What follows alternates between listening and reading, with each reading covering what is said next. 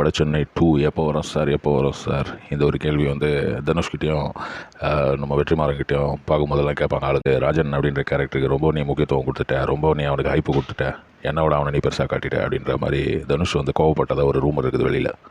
Sir அவங்க கேட்டுட்டாங்க, இருந்தாலும் நான் கேட்குறேன். வடசென்னை 2 எப்போ ரிலீஸ்ன்னு சொன்னீங்கன்னா, லைக் எந்த இயர்ன்னு சொன்னீங்கன்னா கூட யூஸ்ஃபுல்லாக இருக்கும். இல்லை, எனக்கு தெரியல. நான் இப்போ விடுதலை 2 எப்போ ரிலீஸ்ன்னு தெரியாத ஒரு ஆள். படம் முடிஞ்ச படம் அதுவே எனக்கு எப்போன்னு தெரியல.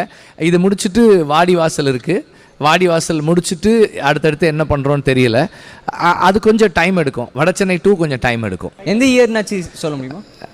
அவ்வளோதான், அது டைம் எடுக்கும். தேங்க்யூ. டைலாக் கேட்டிங்களா?